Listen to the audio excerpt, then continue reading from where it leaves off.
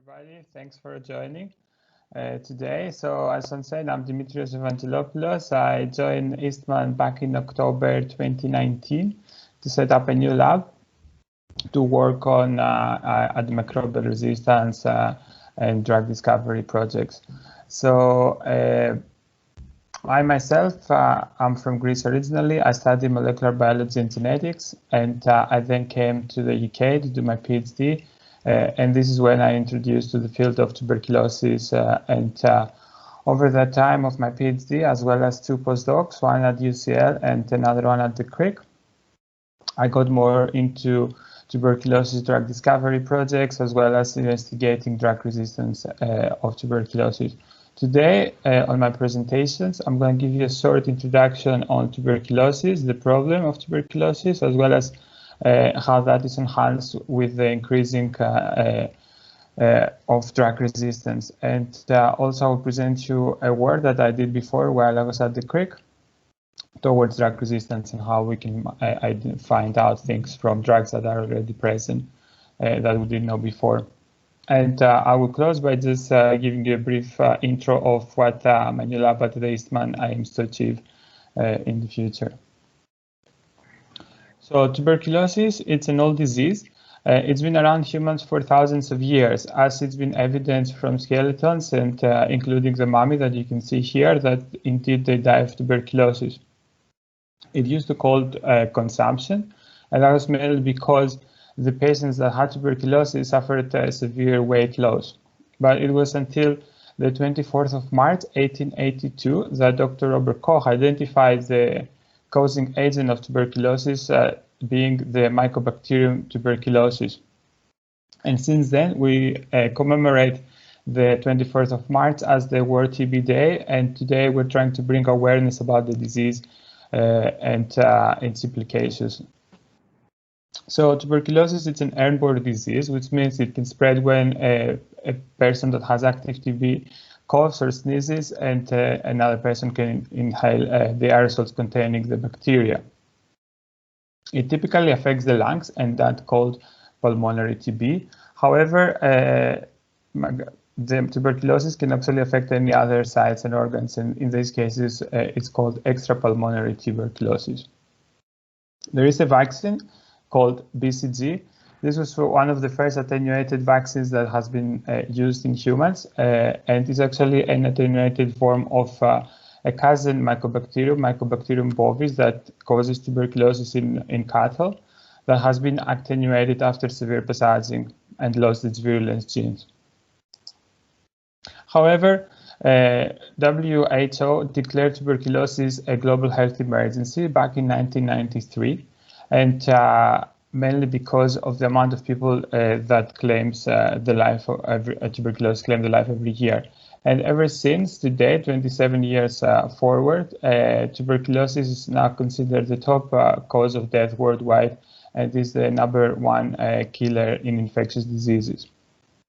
And WHO monitors that closely by releasing annual reports on tuberculosis epidemiology, and the latest report that published in 2019 with the data from 2018 declared that tuberculosis claimed the lives of 1.5 million people, including 250,000 people that were infected with HIV. TB is the leading cause of people with HIV, and it's a major cause of death related to antimicrobial resistance.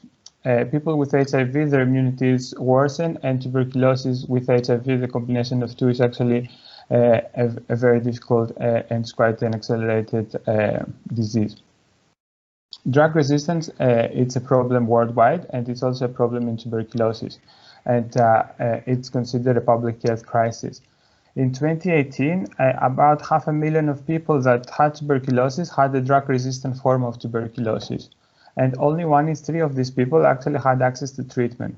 Of those treated, only 56% were successfully treated, which means that actually when you have drug-resistant tuberculosis, there are further complications of having a successful treatment. But let's take a closer look into the bacterium itself, Mycobacterium tuberculosis. It's considered an acid-fast bacterium because it's not either a gram-positive or a gram-negative, and this is due to its extremely complex cell wall structure that you can see here on the left-hand side. It consists of layers of peptidoglycan that are interlinked with arabinogalactan, and on top of that, there are long fatty acids called mycolic acids. In the whole structure of the cell wall, there are also free lipids and virulent factors, as well as proteins that facilitate the nutrient acquisition. On the photo on the slide on the right-hand side, what you can see is actually an acid-fast staining. So you see here the Mycobacterium tuberculosis bacteria in pink in a slide that contains several other gram-positive and gram-negative as well. So they're called acid-fast because they're able to withstand acid decolorization, and they can withstand the dyes inside, and this is mainly due to the cell wall. In addition, the cell wall of Mycobacterium tuberculosis has been a real source of targets for the tubercular therapy. Drugs that are available for tuberculosis are quite different to the drugs that are used to treat other diseases and other bacterial diseases, and due to the fact that a lot of them have to go through this complex structure. But several of them affect actually proteins and targets on the cell wall. Now, pathogenesis of Mycobacterium tuberculosis. So, as I said, it's an airborne infection, and individuals that they inhale droplets that contain Mycobacterium tuberculosis. The first contact that will go, it's in the alveolar space in the lungs, and there alveolar macrophages will actually try and clear the infection, and quite a lot of people will able to eliminate TB and not have any clear infection. However, so a percentage of people will have what is called latent TB infection. In that case, cells from our immune system will be able to contain tuberculosis and form these complex structures called granuloma, which is the hallmark of tuberculosis infection. And the granuloma can actually stay there and restrict their growth, and the bacteria will be at a low metabolic state for years. And but however, 10 to 15% of people can have a reactivation over the course of life, and that is quite often when your immune system is being compromised. And then what happens is that you get subclinical and active TB, where bacteria starts to replicate, then the replication increases, and the granuloma actually bursts, and then you have transmission as well of active disease. However, I want to state that tuberculosis is curable. If you have the normal case of tuberculosis, there is treatment available. However, it's a long treatment. You have to take antibiotics and a combination of antibiotics for 6 months. And you can see this as called here on the table, first-line drugs: isoniazid, rifampicin, pyrazinamide, and ethambutol. You can also see that the majority of the first-line drugs have been discovered in the golden age of antibiotic discovery in the 50s and the 60s. And up until today are the same drugs that actually used for treating tuberculosis. However, drug resistance, as I mentioned earlier, it's a public health crisis, and in tuberculosis specifically, it's very challenging because if you see on the slide here, Mycobacterium tuberculosis bacteria can alter its DNA and become resistant, and that's the only way that mycobacteria become resistant to drugs, not by having a recombination or acquiring a plasmid or a phage. And in Mycobacterium tuberculosis can become resistant to one drug, and in this case you will have monoresistance, 2 or more, and that you will have MDR-TB, especially when it's resistant to the first to the 2 commonly used drug, isoniazid and rifampicin. Or you can have extensively drug-resistant tuberculosis, where you have also resistance to a fluoroquinolone as well as one of the 3 injectable drugs. And what that illustrates that the more complex resistance you have, the more difficult the treatment will be for that. This map shows actually countries that have notified at least one XDR case, and what you can actually see is that XDR-TB is being globally spread everywhere. And the importance is that when you have drug resistance, as I mentioned, the success rate decreases in addition to how much resistance you have. So if you have susceptible TB, more than 85, close to 90% of the cases will actually be treated with a 6-month chemotherapy. When you have now MDR and XDR-TB, the success rate goes down to 50 or 30% in some cases. However, there are some good news in the horizon. This is the latest update as of March on the new TB drugs pipeline. And this pipeline, as you can see, it has quite a lot of entries. And quite importantly, 3 of the drugs have been have got regulatory approval: bedaquiline, delamanin, and pretomanin. These are the 3 new drugs that have been introduced in TB since the chemotherapy that was established, like from the drugs found in the 80s, and then on the 60s, and then the 80s. However, one thing that is for sure, and I'm sure you might be aware, is that to get a drug into the market, it takes a lot of time. For example, pretomanin, the first reports and publications date back to 1999, and it's just been approved recently for use. So it would take at least 20 years for a new drug to come. And even though there are quite a lot of entries here, however, we need to investigate more and to create more of these entries so that we get better drugs to treat drug-resistant TB. This is also the latest approval from FDA to use pretomanin, and this is a specific clinical trial called NIX-TB. And it actually uses a novel regimen, and this is the use of pretomanin, bedaquiline, and lysolin to treat extreme case of MDR and XDR-TB. And the first data from this clinical trial was very encouraging, and more than 90% of the patients treated with this regimen had favorable outcomes at 6 months.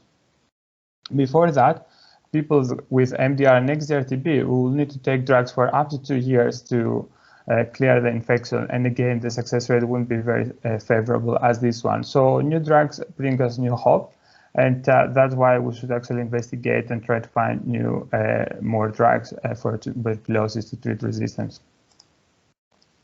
However, another thing is if we can learn something from the drugs that are already there that we haven't paid too much attention perhaps before. And this is where I want you to draw now your views on cycloserine.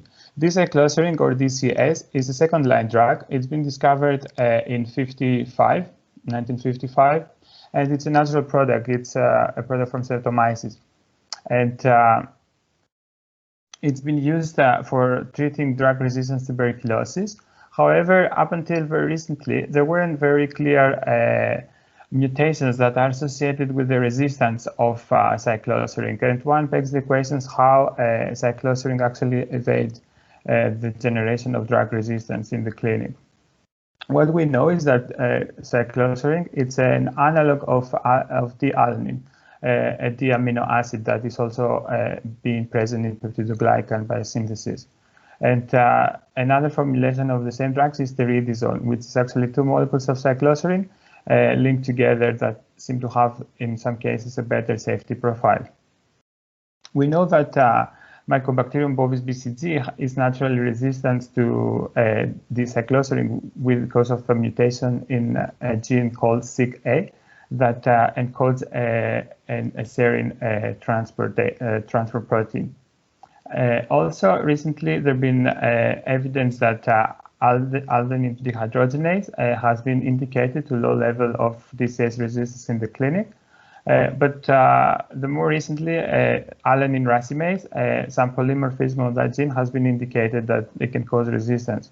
However, especially after WHO have published this rapid communication about managing and treatment of multidrug resistance tuberculosis patients, D-cycloserine is now part of every treatment for MDR-TB. And because of the resistance in the clinic is still quite limited, the questions that we ask is actually why there is a lack of DCS resistance in the clinic. So before I go into our investigation, I'll just very briefly illustrate how DCS works. So DCS works by inhibiting 2 enzymes, 2 essential enzymes, alanine racemase and diala-diala ligase. These enzymes are involved in making the dipeptide called diala-diala, and this is actually the important for bacterial structure as it's incorporated into peptidoglycan. So alanine racemase, it racemases L-alanine to D-alanine, and then diala-diala ligase binds 2 molecules of D-alanine and forms the dipeptide D-alanine. And that then is being incorporated into peptidoglycan. D-cycloserine actually inhibits both of these enzymes by binding there and inhibiting the production of the final product. So when we started to investigate why we don't see a lot of DCS resistance in the clinic, one of the starting points is to find clinical strains that have been sequenced and investigate SNPs in their gene of interest. And an example is shown here with GYRE-A and RPOB. These are genes that are involved with either rifampicin or fluoroquinolone resistance. And you can see, especially when you look at the non-synonymous SNPs, that you can identify quite a big hotspot for some genes that are associated with resistance.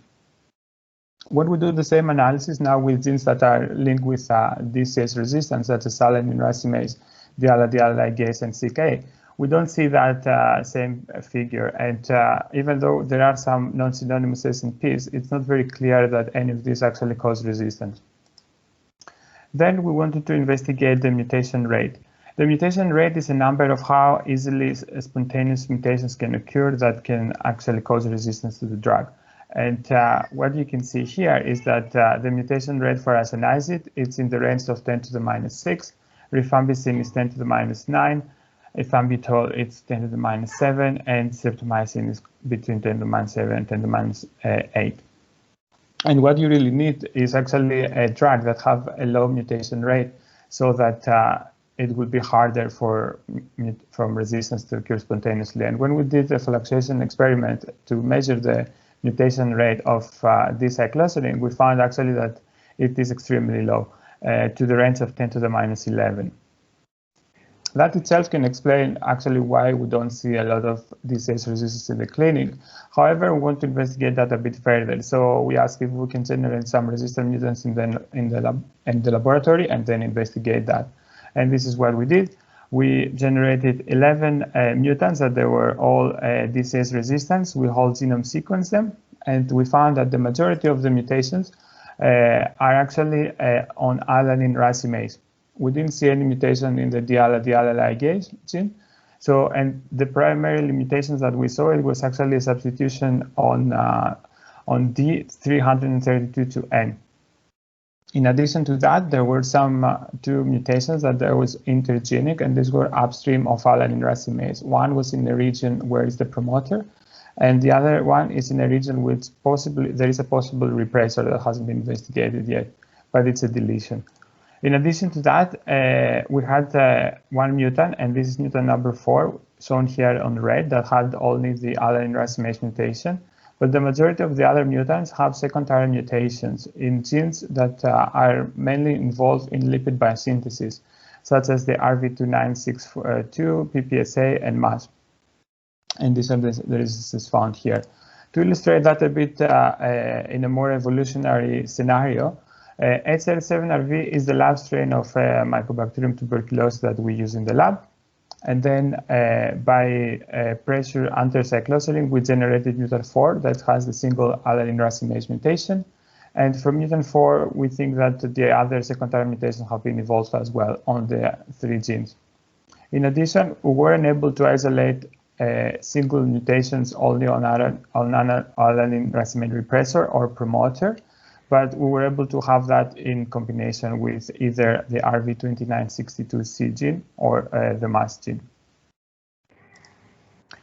One of the first things we want to investigate when you generate mutations in the lab is to see how specific this is. And what we did is we tested these mutants against cycloserine, of course, to verify that they're indeed resistant phenotypically, but also other antitubercular drugs. So what you can see here on the left-hand side is the 11 strains that are all DCS resistant, and the level of the fold change in MIC is 8 times. And in addition, 4 times for triazidazone, where there are 2 molecules of cycloserine together. There was some variability when we tested vancomycin and teicoplanin, with some of the mutants being more resistant and some of the mutants being less resistant against these drugs. However, when we tested other antitubercular drugs, first line and second line, such as isoniazid, rifampicin, and ethambutol, we found out actually that there were no cross resistance, and the mutants were specifically resistant to cycloserine. The next question we wanted to answer is that actually, is there any fitness cost associated with DCS resistance? Because a lot of times you might generate a mutation that causes resistance. However, in order for this mutation to spread in the community, it has to have no fitness cost, because if there is a fitness cost, it will actually it will be lost over the time of the evolution of these strains. So in order to investigate fitness in these strains, we applied 3 different methodologies. First, we did in vitro fitness using competition assays, classical microbiology experiment. We then wanted to do the same, but inside human-derived blood macrophages, as mycobacteria grow inside macrophages in a more physiological model. But also we wanted to do in an animal model of infection, and for this we used the mouse infection model at a low dose aerosol infection. So starting now with the in vitro experiments, the competition assays lasted up to 56 days, and at this time points indicated here on the top is when we sampled the colonies and the cultures to find out the population dynamics between wild type and mutant strains. And what you can see from here, so on the bottom is the legend of what mutant is what. So mutant 4, to remind you again, is the mutant that has only the Alr racemase mutation. Mutant 1, 2, and 3 are the mutants that have additional mutations. So we found that actually the single mutation in the Alr racemase has some initial fitness cost, but it's overcome over time. The addition of mass, as well as it seems that it's recovered the fitness cost, as you can see in the panel here. I'm not sure if you can see my mouse actually, or if I should do maybe a laser pointer, maybe better like that. So as you can see here, and the addition of the RV29C seems to add some fitness benefit, as you can see it here. But and the PPSA also seems to have the same, it seems to recover a bit of the initial fitness cost that you see. And mutations upstream of Alr racemase, and these are mutations in 5 or 8 and 11, they don't seem to have any significant fitness cost in vitro, at least. Now, when we move inside macrophages, the experiment goes as infection, 4 hours. We have our first time point, and the infection goes up to 72 hours. And we've done that in addition with interferon gamma, so that macrophages are more activated, or naive as well without interferon gamma. And here the things start to becoming a bit more clear. Again, you see here mutant number 4. There is actually, it seems to be less fit inside macrophages comparing to the wild type. And the addition of mass that you can see on these 2 panels, without or with interferon gamma activation, it seems to have a compensatory effect. However, the addition of the RV2962 does not seem to add any compensation on that, as these mutants are also suffering inside macrophages. But the PPSA mutants that you can see here, 7, 9, and 11, you can actually see that it does recover the fitness cost that you see. Similarly, with the mutants that have the repressor, which is mutant 5, upstream of Alr racemase, it seems that actually it struggles to replicate inside macrophages. And but that's not the case for the promoter mutations 8 and 11 that are actually fit, that you can see down here. So what we can see is that there are variable effects, and some of the mutations, especially the second mutation, seems to have a compensatory nature. But what happens when we put this into an animal model, and in this particular case into a mouse experiment?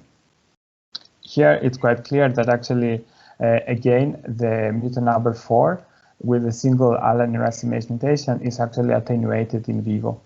And the addition of master gates is very clearly shows a compensatory effect that you can see here. Addition now of RV2962 mutation or PPSA mutations also are attenuated in mice, so these actually don't really act very compensatory.